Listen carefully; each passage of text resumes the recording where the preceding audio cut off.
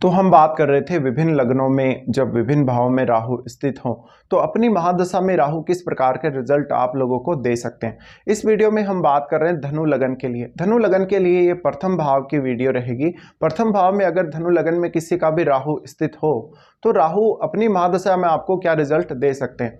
देखिए, धनु राशि का राहु है तो निश्चित ही नीच का राहु है। अगर गुरु की प्लेसमेंट काफ़ी अच्छी है या गुरु की दृष्टि राहु पर पड़ जाती है तो बहुत कुछ अच्छा परिणाम भी आप यहाँ राहु से एक्सपेक्ट कर सकते हो। अब देखिए, राहु जो है, राहु एक बहुत ही ज़्यादा एम्पलीफाई करने वाला प्लेनेट है। वास्तव में राहु का कोई अस्तित्व नहीं है, लेकिन छायाग्रह होने के बावजूद भी राहु का जो इम्पैक्ट है उसको बहुत ज़्यादा स्ट्रांगली हम हमारी लाइफ में देख सकते हैं। जब भी धनु राशि का राहु होगा, राहु अपनी महादशा में आपको बहुत कुछ नया सीखने के लिए प्रेरित करेगा, आपको काफ़ी आध्यात्मिक बनाएगा, आपको पूजा पाठ ध्यान साधना की तरफ लेकर जाएगा। कभी कभी ज़्यादातर केस में ये देखने को मिलता है, अगर जुपिटर अच्छी स्थिति में नहीं है और राहु लगन में है तो जातक का जो फेस है, जातक की जो पर्सनैलिटी वो उतनी अच्छी नहीं होती। फिर भी जातक काफ़ी शो ऑफ करेगा राहु की दशा में। राहु की दशा अगर है आपको तो ऐसे में राहु आपको सडन गेन देगा, लेकिन आपको मानसिक रूप से काफ़ी विचलित करके रखेगा, आपको काफ़ी एग्रेशन देगा। अग्नि तत्व राशि होने की वजह से और ड्यूअल साइन होने की वजह से हमेशा आपका जो रुझान रहेगा या आपका जो फोकस रहेगा एक साइड में ना रहकर अलग अलग साइड में रहेगा। तो एक जो मुख्य रूप से दिक्कत आती है, आप एक जगह फोकस नहीं कर पाते। कभी कभी यहाँ राहु स्थित है तो जातक को अपने खुद के मान सम्मान, अपने खुद की प्रतिष्ठा को लेकर बहुत ज़्यादा एग्रेशन रहता है और जातक अपने कैरियर पे ज़्यादा फोकस करेगा। इसके अलावा जातक की लाइफ में ट्रैवल बहुत ज़्यादा होगा, बहुत ही ज़्यादा उसको इधर उधर की यात्राएं करनी पड़ सकती हैं। ऐसा राहु अपनी महादशा में आपको काफ़ी बिजी रखेगा। साथ ही राहु की दशा हो तो जातक आध्यात्मिक रूप से काफ़ी सक्रिय रहेगा, बहुत सारी यात्राएं करेगा, इधर उधर का ट्रेवल करेगा, शॉर्ट टूर और लॉन्ग डिस्टेंस टूर करेगा। ऐसा राहु है तो आप एक बार शनि को अवश्य चेक कर लें। अगर शनि अच्छी स्थिति में है तो राहु की दशा में आपको धन का लाभ भी मिल सकता है। साथ ही साथ ऐसा राहु आपको काफ़ी हार्डली काम करने वाला बनाता है, बहुत ज़्यादा मेहनती बनाता है, बट शॉर्टकट तरीके से भी कभी कभी आपको रिजल्ट देता है। ऐसा राहु है तो मानसिक रूप से और शारीरिक रूप से दोनों ही प्रकार से आपको ये प्रभावित करेगा। अब डिपेंड ये भी करता है कि राहु की दशा आपको कब आ रही है। अब आपका जुपिटर का संबंध अगर राहु से बन रहा हो तो फिर और भी ज़्यादा चांसेस हैं कि राहु आपको कुछ नया ज्ञान या कुछ ऐसा प्राप्त करने की तरफ लेके जाएगा या बहुत ज़्यादा आध्यात्म या पूजा पाठ में रुचि देगा। राहु धनु राशि में है तो व्यक्ति काफ़ी ज़्यादा भ्रमणशील होता है, वो एक साथ दो दो कामों पर फोकस करने वाला, बहुत ज़्यादा मल्टीटास्किंग होता है, बट वो अपने पर्सनैलिटी से कभी कभी उतना ज़्यादा लोगों को प्रभावित नहीं कर पाता। साथ ही राहु है तो ऑब्सेशन क्रिएट होता है जीवन में कुछ खास करने के लिए या जीवन में बहुत कुछ शॉर्टकट तरीके से हासिल करने के लिए। तो लगन का अगर राहु है, लगन का राहु मोस्टली धनु राशि का राहु आपको काफ़ी ज़्यादा कुछ नया सीखने और स्पिरिचुअल कार्यों में संलग्न रहने के लिए प्रेरित करेगा। अब हम इनकी दृष्टियों की भी बात कर लेते हैं। सबसे पहले पंचम भाव पर इनकी दृष्टि पड़ेगी। पंचम भाव जहां मेष राशि यानी मंगल का घर है तो यहाँ पे राहु बहुत ज़्यादा एग्रेशन आपको देता है। अब आपके मानसिक क्षमता और शारीरिक क्षमता दोनों को ही राहु प्रभावित करता है अगर दशा आ जाती है तो। साथ ही यहाँ पंचम भाव को राहु देख रहा है, ज़्यादा से ज़्यादा स्पेकुलेटिव बनाता है आपको जुआ, लॉटरी, सट्टा या शेयर बाजार से काफ़ी फायदा करवा सकता है। बट अगर जुपिटर आपका अच्छा ना हो, मंगल अच्छा ना हो या शनि अच्छा ना हो तो आपको काफ़ी प्रॉब्लम्स दे सकता है, धन का बहुत बड़ा नुकसान भी करवा सकता है, कभी कभी बहुत ज़्यादा ऑब्सेशन में आके आपको गलत डिसीजन करवा सकता है। ऐसा राहु कभी भी आपको व्यावहारिक नहीं रखेगा, बहुत ज़्यादा अव्यवहारिक और अद्वितीय विचार होंगे आपके। फिर राहु पंचम को देख रहे हैं तो विचारों की जो सघनता है या विचारों का जो एग्रेशन है वो काफ़ी बढ़ता है जातक में। मानसिक रूप से और शारीरिक रूप से दोनों ही प्रकार से जातक काफ़ी सक्रिय होता है। दूसरों पर जातक अपनी वाणी से, अपने विचारों से प्रभाव जमाने वाला हो सकता है। पंचम भाव को राहु देखे तो संतान के लिए उतना अच्छा नहीं है राहु, लेकिन आपकी क्रिएटिविटी, आपका कुछ नया एग्रेशन, नया किसी काम के लिए एक्साइटमेंट, उनके लिए बहुत अच्छा है। राहु पंचम भाव को देखे तो विचारों में बहुत ज़्यादा तनाव का सामना जातक को करना पड़ता है। जब भी वो कोई नया प्लान करता है तो जातक के पास बहुत सारे ऐसे ऑप्शंस अवेलेबल होते हैं जिनमें से जातक को प्रॉपर्ली कौन सा चुनना है, कौन सा नहीं चुनना, इसको लेके बहुत ज़्यादा भ्रांति रहती है।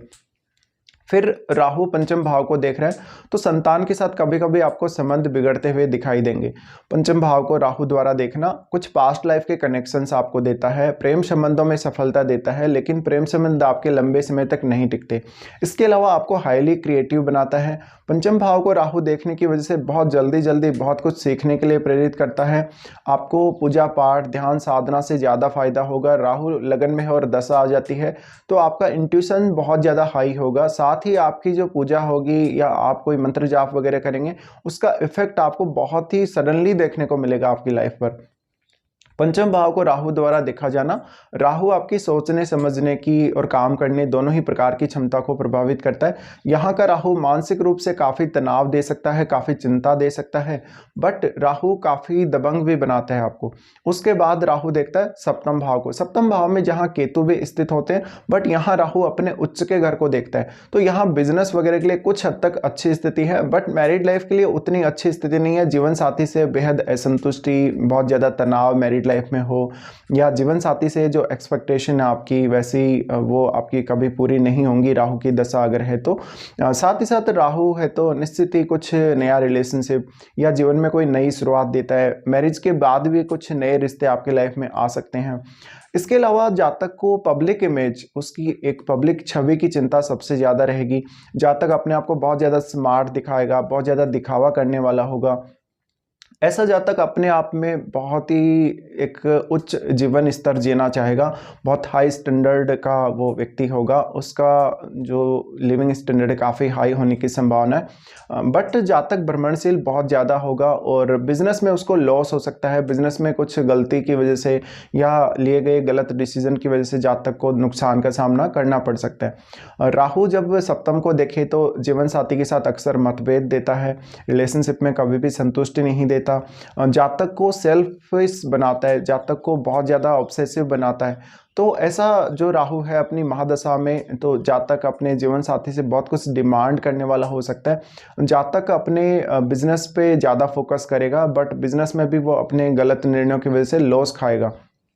राहु सप्तम भाव को देख रहे हैं तो हो सकता है लोग आपको काफ़ी अप्रिशिएट करेंगे, लोग आपका काफ़ी साथ देंगे, लोग आपको काफ़ी ज़्यादा जानेंगे पहचानेंगे, सोशल सर्किल आपका अच्छा होगा, सामाजिक प्रतिष्ठा आपकी अच्छी होगी।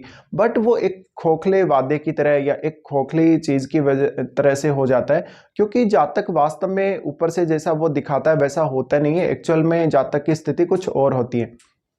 तो लगन का राहु कुछ ऐसा ही है। धनु लगन में राहु है तो राहु ऊपर से बहुत सुंदर दिखाता है या बहुत ही सजा सवरा दिखाता है, बट वास्तव में वैसा जातक है नहीं। साथ साथ में जातक की जो एक्चुअल रियलिटी है वो कुछ और है।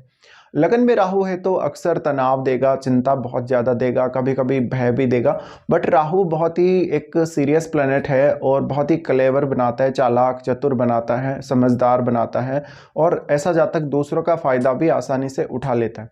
फिर राहु देखते हैं आपके नवम भाव को। नवम भाव को जहाँ पर सिंह राशि है, यहाँ राहु आपको ज़्यादातर स्पिरिचुअल कार्यों से फायदा देता है, पिता के साथ अक्सर मतभेद देता है। ऐसा राहु आपको हायर एजुकेशन या विदेश की तरफ ज़्यादा तेज़ी से लेकर जा सकता है।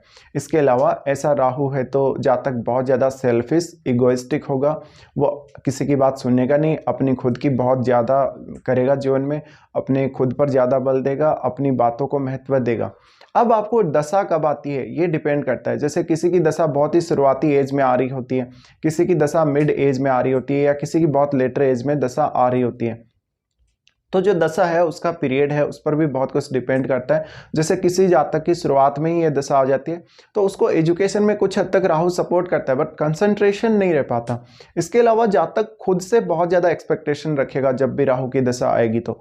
इसके अलावा राहु की जो दशा है उसमें एक छोटा बच्चा जो मान लीजिए स्कूल कॉलेज में कहीं पढ़ रहा हो, तो ऐसे में जातक को पढ़ाई में उतना इंटरेस्ट नहीं रहता, कुछ ना कुछ अपना खुद का काम करने, कोई बिजनेस करने या विदेश जाने, इधर उधर की यात्राएं करने में ज़्यादा इंटरेस्ट देता है। हाँ, यहाँ का राहु आपको काफ़ी ज़्यादा भ्रमणशील बनाता है लाइफ में। फिर राहु की दशा अगर मिड एज में आ जाती है तो ऐसी दशा में आपके ज़्यादातर चांसेस हैं कि आप कोई भी कैरियर में जो भी फोकस करेंगे वहाँ बहुत अच्छा करेंगे, कैरियर आपका अच्छा होगा, बट आपको मानसिक शांति के अभाव रहेगा लाइफ में, घरेलू सुख और पत्नी के द्वारा सुख का अभाव देखने को मिल सकता है। फिर राहु अगर किसी को बहुत लेटर एज में आते हैं तो आध्यात्मिक उन्नति, आध्यात्मिक प्रोग्रेस के ज़्यादा चांसेस देते हैं राहु। तो ये कुछ परिणाम रहेंगे जब भी आपका राहु लगन में हो और राहु की महादशा आ रही हो धनु लगन के लिए।